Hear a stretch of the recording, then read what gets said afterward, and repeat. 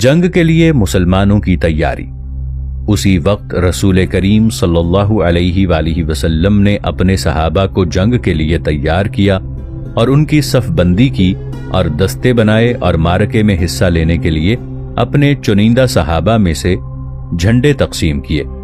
आप सल्लल्लाहु अलैहि वसल्लम ने अपना झंडा खजरज के सरदार हजरत साद बिन उबादा रदियल्लाहु अन्हु को दिया और एक झंडा हजरत हब्बाब बिन मुनजर रदियल्लाहु अन्हु को दिया और एक झंडा हजरत उबाद बिन बशर रदियल्लाहु अन्हु को दिया और एक झंडा हजरत सहल बिन हनीफ रदियल्लाहु अन्हु को दिया ताकि वो जांबाजों की क़ियादत का काम संभाले। यहूदियों को दावत इस्लाम।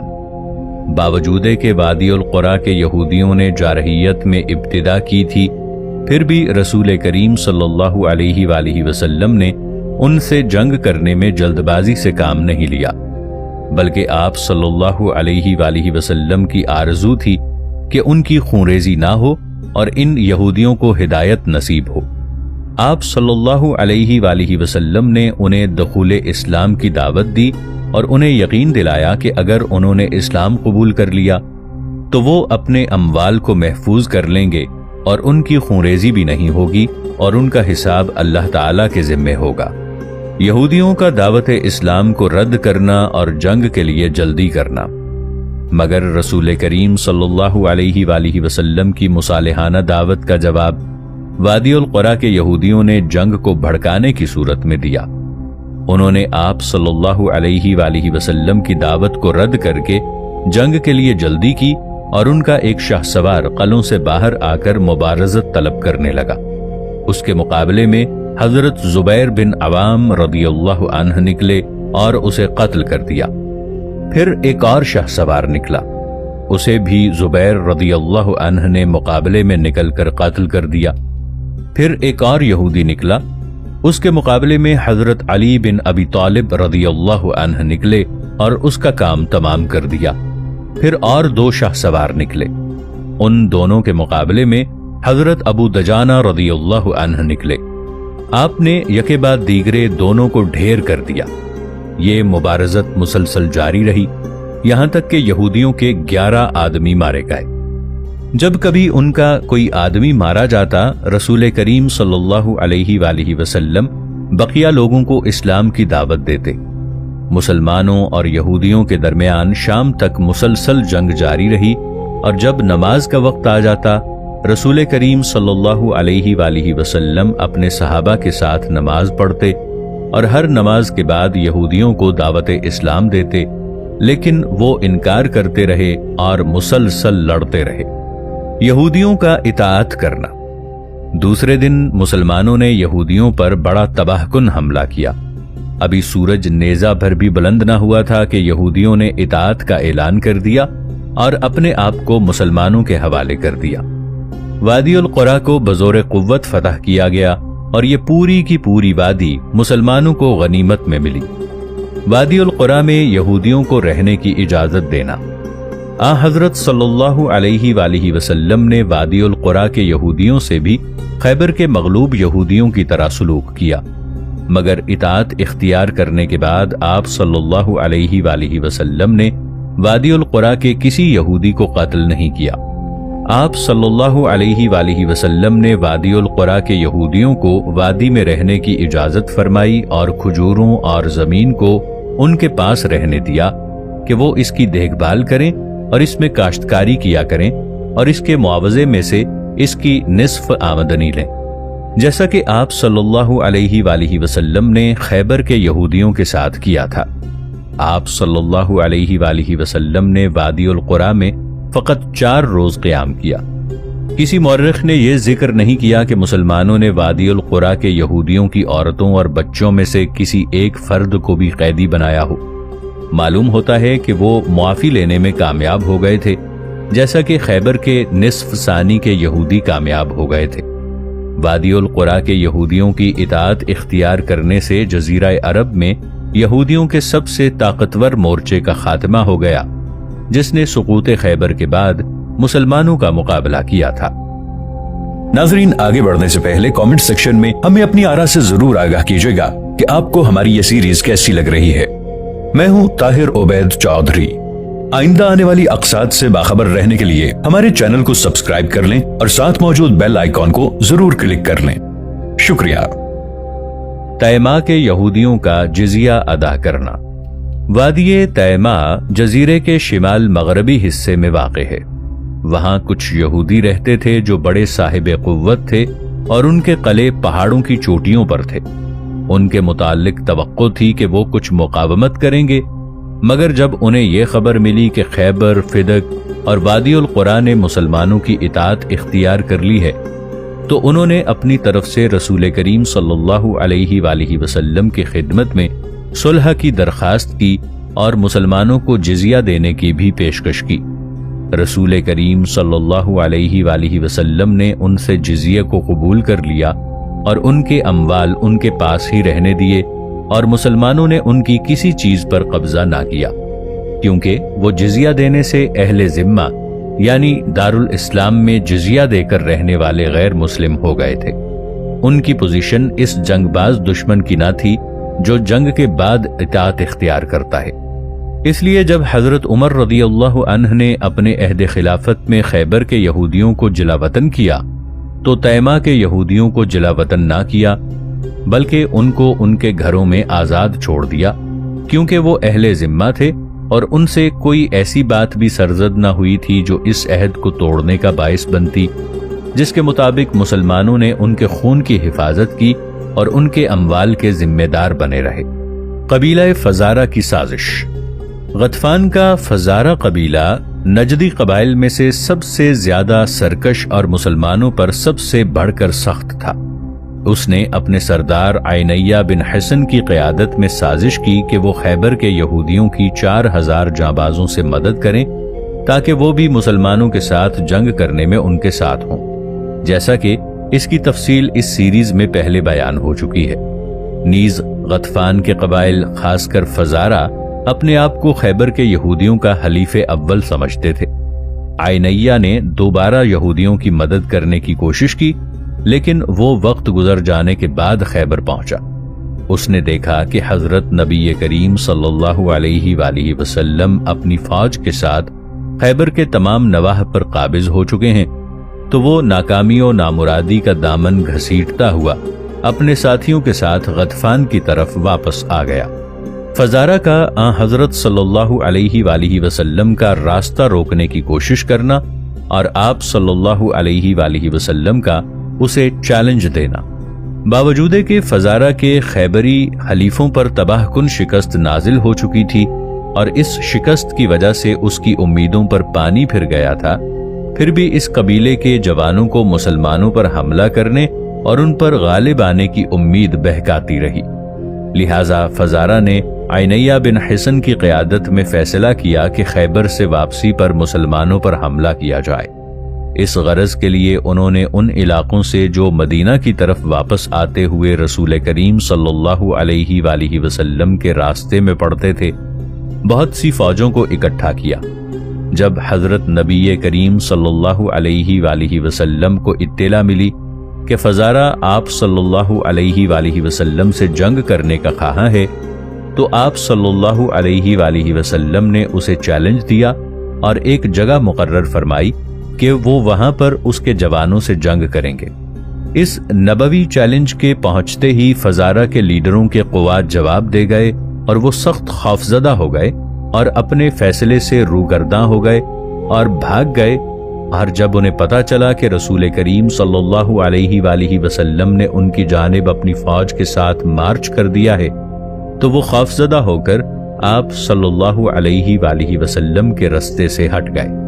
मालूम होता है कि फजारा के लीडरों ने मुसलमानों को डराने के लिए उनसे जंग करने का ऐलान किया था कि वो उनका रास्ता काट देंगे ताकि रसूल करीम सल्लल्लाहु अलैहि वसल्लम उनके लीडरों से गुफ्तगू करने पर आमादा हो जाएं और उनका रास्ता छोड़ देने पर उन्हें कुछ माल दें, क्योंकि वो हमेशा इस बात का तज़किरा करते थे कि मारका खैबर से कब्ल कैसे आपने उनके सामने ये पेशकश की थी कि अगर वो उनके यानी नबी करीम सल्लल्लाहु अलैहि वसल्लम के और यहूदियों के दरमियान रास्ता छोड़ दें और उनकी मदद ना करें बल्कि गैर जानिबदार रहें, تو آپ صلی اللہ علیہ وآلہ وسلم انہیں اس کے عوض میں خیبر کے پھل دیں گے۔ لیکن اب وہ بات نہ رہی تھی، کیونکہ خیبر پر حملے کے وقت آپ صلی اللہ علیہ وآلہ وسلم کی جو پوزیشن تھی وہ اور تھی، اور خیبر سے واپسی کے وقت آپ صلی اللہ علیہ وآلہ وسلم کی پوزیشن اور تھی۔ خیبر پر حملے کے وقت آپ صلی اللہ علیہ وآلہ وسلم بڑی تنگ حالت میں تھے۔ اس تنگی میں آپ صلی اللہ علیہ وآلہ وسلم کو غطفان کے اس اصرار نے ڈالا تھا کہ وہ مسلمانوں کے خلاف 4000 جانبازوں سے یہودیوں کی مدد کرے گا۔ اس بات نے رسول کریم صلی اللہ علیہ وآلہ وسلم اور آپ صلی اللہ علیہ وآلہ وسلم کی فوج کو 2 آگوں کے درمیان ڈال دیا تھا۔ یہود کے جانبازوں کی تعداد 10,000 تھی، اور غطفانی بھی فزارہ کے سردار کی قیادت میں 4000 جانبازوں پر مشتمل تھے، اور ان دونوں کے درمیان مسلمانوں کی تعداد 1400 جانبازوں سے زیادہ نہ تھی۔ اس لیے رسول کریم صلی اللہ علیہ وآلہ وسلم نے مجبور ہو کر غطفان کے لیڈر اور فزارہ کے سردار عینیہ بن حصن کو یہود اور مسلمانوں کے درمیان ہونے والی جنگ میں غیر جانبداری اختیار کرنے کے مقابل خیبر کے پھلوں کی پیشکش کی، لیکن غطفان نے اس پیشکش کو ٹھکرا دیا۔ اس کے باوجود رسول کریم صلی اللہ علیہ وآلہ وسلم نے یہ معرکہ جیت لیا اور پورے خیبر اور تمام شمال میں دخیل یہودیوں کے وجود کو بے حیثیت بنا دیا، اور اب آپ صلی اللہ علیہ وآلہ وسلم اپنی فوج کے ساتھ خیبر پر شاندار اور تباہ کن فتح حاصل کر کے واپس آ رہے تھے۔ آپ صلی اللہ علیہ وآلہ وسلم کی اب شان ہی اور تھی۔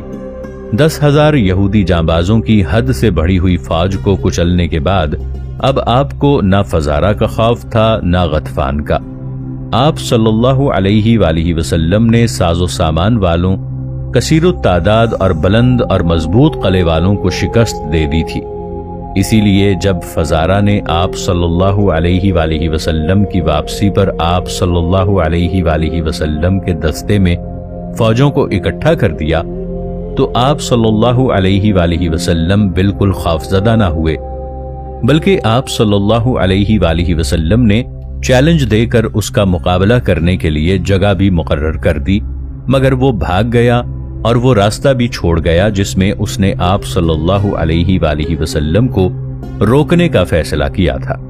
رسول کریم صلی اللہ علیہ وآلہ وسلم واپسی پر مسلسل چلتے ہوئے مدینہ پہنچ گئے، اور علاقے کے اعراب میں سے کوئی ایک بھی آپ صلی اللہ علیہ وآلہ وسلم کی راہ میں حائل ہونے کی جرت نہ کر سکا۔ مکے میں دلچسپ شرط کا واقعہ۔ قریش مکہ، جن میں مسلمانوں کے دوست اور دشمن دونوں شامل تھے، معرکہ خیبر کے نتائج پر نظر رکھے ہوئے تھے کہ یہ معرکہ کفر و ایمان کی جنگ کا قطعی فیصلہ کرنے والا ہوگا، اور عہد نبوی صلی اللہ علیہ وآلہ وسلم کے اس عظیم اور خطرناک معرکے کے نتائج کی روشنی میں یہ بات طے ہوگی کہ دونوں دھڑوں کا آخری انجام نہ صرف خیبر میں بلکہ تمام جزیرہ عرب میں کیا ہوگا، کیونکہ اس وقت جزیرہ عرب میں یہود خیبر اور ان کے غطفانی حلیفوں سے بڑھ کر تعداد، تیاری اور قلعوں کی مضبوطی کے لحاظ سے، جن میں خیبر کے یہودی پناہ لے لیتے تھے، مسلمانوں کا اور کوئی دشمن نہ تھا۔ نیز شجاعت اور سخت جنگ کرنے میں بھی خیبر کے یہودی جزیرہ عرب کے تمام یہودیوں سے ممتاز تھے۔ اس لیے اہل مکہ خیبر کے معرکوں کی خبروں کا بڑے اہتمام سے جائزہ لے رہے تھے۔ معرکے کے نتائج کے متعلق جھگڑا اور شرط۔ معرکہ خیبر کی اہمیت کے پیش نظر قریش کی محفلوں میں اس معرکے اور اس کے نتائج کے متعلق ہی باتیں ہوتی، اور اکثر ان کی محافل میں یہ جھگڑا ہو جاتا کہ اس فیصلہ کن معرکے میں فتح کس کو حاصل ہوگی، مسلمانوں کو یا یہود کو۔ مشرکین مکہ کے ایک فریق کا سردار خویتب بن عبد العزا تھا۔ یہ فریق اس بات پر اصرار کرتا تھا کہ اس معرکے میں مسلمانوں کو یہودیوں اور ان کے حلیفوں پر فتح حاصل ہوگی، اور دوسرے فریق کا سردار صفوان بن امیہ تھا۔ یہ فریق اس کے برعکس مسلمانوں پر یہودیوں اور ان کے حلیفوں کو فاتح قرار دیتا تھا۔ معرکے کے نتائج کے متعلق جھگڑا اور شرط۔ معرکہ خیبر کی اہمیت کے پیش نظر قریش کی محفلوں میں اس مارکے اور اس کے نتائج کے متعلق ہی باتیں ہوتی اور اکثر ان کی محافل میں یہ جھگڑا ہوتا کہ اس فیصلہ کن مارکے میں فتح کس کو حاصل ہوگی، مسلمانوں کو یا یہود کو۔ مشرکین مکہ کے ایک فریق کا سردار حویتب بن عبد العزیٰ تھا۔ یہ فریق اس بات پر اصرار کرتا تھا کہ اس مارکے میں مسلمانوں کو یہودیوں اور ان کے حلیفوں پر فتح حاصل ہوگی، اور دوسرے فریق کا سردار صفوان بن امیہ تھا۔ یہ فریق اس کے برعکس مسلمانوں پر یہودیوں اور ان کے حلیفوں کو فاتح قرار دیتا تھا۔ 100 اونٹنیوں کی شرط۔ مکہ میں فریقین کے درمیان یہ جھگڑا اس حد تک پہنچ گیا کہ انہوں نے 100 اونٹنیوں کی شرط لگا دی کہ جس فریق کا قول سچا ثابت ہو وہ 100 اونٹنیاں لے لے۔ مارکہ خیبر کی خبروں کے حصول کے لیے سادات مکہ نے یہ اہتمام کیا کہ وہ سواروں سے ان مارکوں کی خبر حاصل کرنے کے لیے مکہ سے کئی میل باہر چلے جاتے۔ اب ہم اس جھگڑے اور اس دلچسپ شرط کا قصہ امام واقدی سے سنتے ہیں۔ وہ بیان کرتے ہیں کہ مجھ سے عبد الرحمن بن عبد العزیز نے عبداللہ بن ابی بکر بن حزم سے بیان کیا کہ اس نے اس شرط کے متعلق پوچھا جو قریش کے درمیان اس وقت لگی تھی جب رسول کریم صلی اللہ علیہ وآلہ وسلم خیبر کی طرف گئے تھے۔ وہ کہتا ہے کہ حویتب بن عبد العزیٰ کہتا تھا کہ جب میں صلح حدیبیہ سے واپس آیا تو مجھے یقین تھا کہ محمد صلی اللہ علیہ وآلہ وسلم مخلوق پر غالب آ جائیں گے اور شیطان کی غیرت میرے دین کے ساتھ رہے گی۔ ہمارے پاس عباس بن مرداس سلمی نے آ کر بتایا کہ محمد صلی اللہ علیہ وآلہ وسلم یہود خیبر کی طرف گئے ہیں اور انہوں نے بڑی جمعیت اکٹھی کر لی ہے۔ محمد صلی اللہ علیہ وآلہ وسلم کامیاب نہیں ہوں گے۔ عباس نے یہاں تک کہا کہ جو چاہے میں اس کی بیعت کرتا ہوں، محمد صلی اللہ علیہ وآلہ وسلم کامیاب نہیں ہوں گے۔ میں نے کہا میں تجھ سے شرط لگاتا ہوں۔ صفوان بن امیہ نے کہا عباس میں تیرے ساتھ ہوں، اور نوفل بن معاویہ نے بھی کہا عباس میں تیرے ساتھ ہوں۔ قریش کی ایک پارٹی میری طرف مائل ہو گئی تو ہم نے 5 اونٹوں سے لے کر 100 اونٹ تک کی شرط لگائی۔ میں اور میری پارٹی کہتی تھی کہ محمد صلی اللہ علیہ وآلہ وسلم غالب آئیں گے، اور عباس اور اس کی پارٹی کہتی تھی کہ غطفان اور یہود غالب آئیں گے۔ شدید جھگڑے کی وجہ سے آواز بلند ہوئی تو ابو سفیان بن حرب نے کہا لات کی قسم مجھے عباس بن مرواس اور اس کی پارٹی کے متعلق خدشہ ہے۔ تو صفوان نے ناراض ہو کر کہا میں نے تجھے مخالف پایا ہے۔ تو ابو سفیان نے اس کو خاموش کروا دیا، یہاں تک کہ رسول کریم صلی اللہ علیہ وآلہ وسلم کے غالب آنے کی اطلاع آ گئی تو حویتب اور اس کی پارٹی نے شرط جیت لی۔ مورخین کہتے ہیں کہ خیبر کے متعلق قسمیں کھائی جاتی تھیں۔ جب رسول کریم صلی اللہ علیہ وآلہ وسلم خیبر کی طرف گئے تو اہل مکہ میں سے بعض کہتے تھے کہ خیبر میں دونوں حلیف اسد، غطفان اور یہودی غالب آئیں گے، کیونکہ یہودیوں نے اپنے حلیفوں سے مدد مانگی تھی اور انہیں خیبر کے 1 سال کی کھجوریں دینے کا وعدہ کیا تھا۔ اس بارے میں ان کے درمیان بڑے بڑے عہد و پیمان ہوئے تھے۔ حجاج بن علات کا واقعہ۔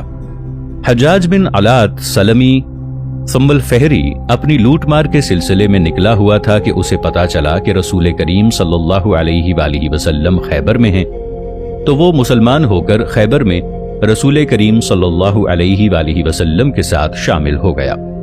حجاج بن علات ابن خالد سلمی ثم الفہری یہ پہلا شخص ہے جس نے رسول کریم صلی اللہ علیہ وآلہ وسلم کی خدمت میں بنی سلیم کی کان کا صدقہ بھیجا۔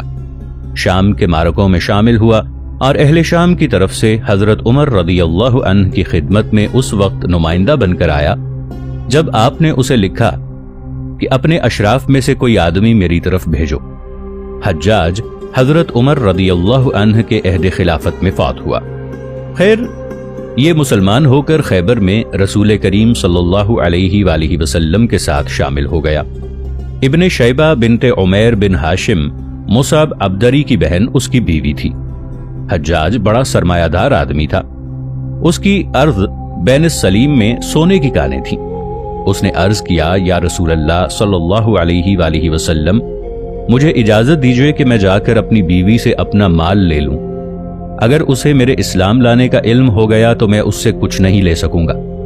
آپ صلی اللہ علیہ وآلہ وسلم نے اسے اجازت دے دی۔